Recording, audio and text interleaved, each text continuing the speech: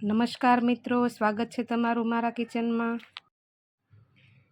રાત્રે ધૈર્યએ કીધું સવારમાં મારે લંચમાં પનીરનું સબ્જી લઈ જવું છે। સવારમાં પનીરનું સબ્જી બનાવવું થોડુંક અઘરું છે, ટાઈમ પણ એટલો બધો નથી મળતો, એટલે મેં મારી પનીરની સૌથી સરળ રેસીપી બનાવી અને જે હું તમારી સાથે શેર કરી રહી છું। પનીરનું સબ્જી બનાવવા માટે આ સૌથી સરળ રેસીપી છે, ફટાફટ બની જાય છે અને ખાવામાં પણ મજા આવે છે। તેના માટે મેં એક પ્રેશર કુકરમાં 4 જેટલી ટમેટાની સ્લાઈસ લીધી છે, તેનાથી અડધી એટલે 2 ડુંગળીની સ્લાઈસ લીધેલી છે। ટમેટા કરતાં ડુંગળી અડધી નાખવાની છે। તીખાશ માટે 1 લીલી મરચી નાખી છે, 6 થી 8 કળી લસણની,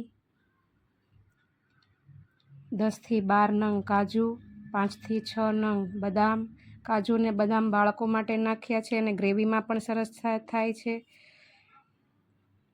1 ટીસ્પૂન જેટલા સનફ્લાવરના સીડ્સ, 1 તમાલપત્ર અને થોડાક આખા મસાલા નાખ્યા છે। પછી તેમાં અડધા ગ્લાસ જેટલું પાણી નાખવાનું છે અને મીઠું સ્વાદ પ્રમાણે નાખીને આપણે ગેસની ફ્લેમ પર મૂકી દઈશું। પ્રેશર કુકરમાં 1 સીટી થાય ત્યાં સુધી ગેસની ફ્લેમ ફૂલ રાખીશું। મારે સાથે રોટલી બનાવવી હતી એટલે ત્યાં સુધીમાં મેં રોટલીનો લોટ બાંધી લીધો। તમે તમારી રીતે નાન, પરોઠા કે ગમે તે બનાવી શકો। આ ગ્રેવીને 10 થી 12 મિનિટ માટે પ્રેશર કુકરમાં ચડવા માટે મૂકવાની છે। 1 સીટી થઈ જાય એટલે ગેસની ફ્લેમ આપણે ધીમી કરી દઈશું। હવે પનીર માટેની તૈયારી કરી લઈશું।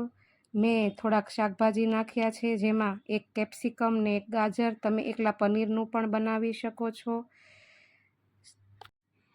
બાળકોના લંચ માટે છે એટલે મેં શાકભાજી એડ કર્યા છે। મેં પનીર પણ રૂમ ટેમ્પરેચર ઉપર મૂકી દીધું હતું, એટલે શાકભાજી કટ કરીને મેં પનીરના પણ મોટા ટુકડા કરી લીધા છે। શાકભાજીના ટુકડા પણ મોટા કરવાના છે। શાકભાજી કટ થઈ જાય એટલે એક ફ્રાય પેનમાં મેં 1 ટેબલ સ્પૂન જેટલું તેલ મૂકી 2 ટીસ્પૂન જેટલું માખણ નાખ્યું છે। તમે બટર પણ નાખી શકો છો અને તેલમાં પણ બનાવી શકો છો। માખણ મેલ્ટ થઈ જાય પછી તેમાં મેં અડધી ચમચી જીરું, 1 ચપટી હિંગ નાખીને બંને સાતળી લીધું। બંને સરખું સતળાઈ જાય પછી તેમાં મેં 2 સૂકા લાલ મરચાં નાખ્યા। લાલ મરચાંને પણ આપણે સોટે કરી લઈશું। મસાલા સોટે થઈ જાય પછી તેમાં આપણે સુધારેલા શાકભાજી નાખી દઈશું।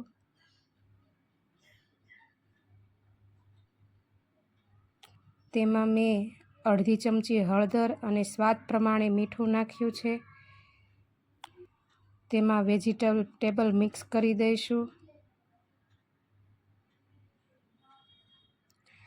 વેજીટેબલ સારી રીતે મિક્સ થઈ જાય એટલે થોડીવાર માટે તેને ચડવા દઈશું, જેથી વેજીટેબલ શાકમાં કડક ના લાગે। વેજીટેબલ ચડી જાય એટલે તેમાં આપણે કાપીને રાખેલું મેં પનીર નાખ્યું છે। પનીરને પણ સારી રીતે તેમાં મિક્સ કરી દઈશું અને પેનને ખુલ્લું મૂકીને એમનેમ ચડવા દઈશું। પનીર પણ નરમ બની જાય ત્યાં સુધી આપણે ચડવા દઈશું।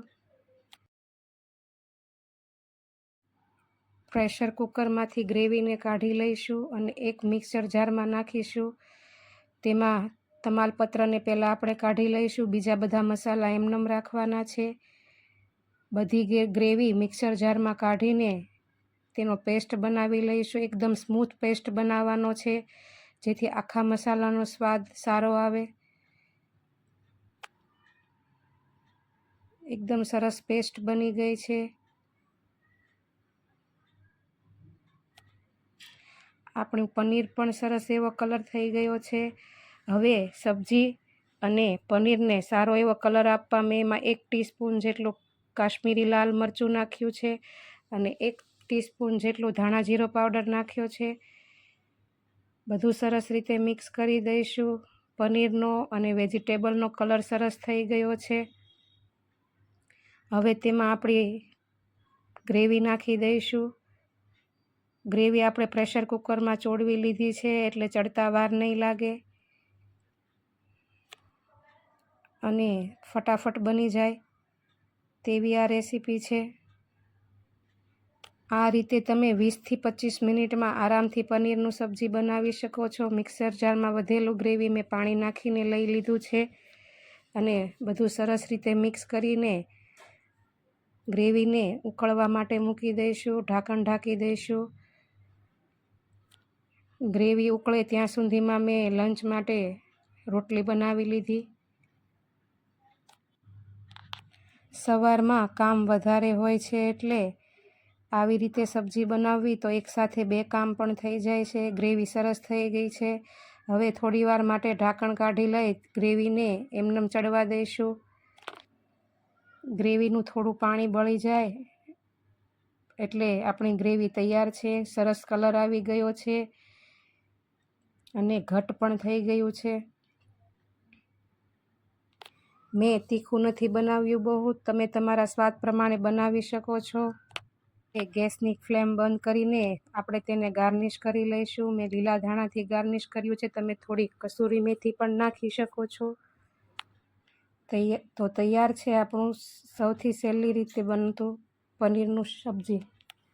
તમને મારી આ રેસીપી કેવી લાગી કોમેન્ટમાં જરૂર કહેજો અને મારી ચેનલને લાઇક, શેર અને સબસ્ક્રાઈબ કરવું ભૂલતા નહીં. બેલ આઇકન જરૂરથી દબાવજો જેથી તમને આવી મારી ઇઝી રેસીપીના નોટિફિકેશન મળતા રહે.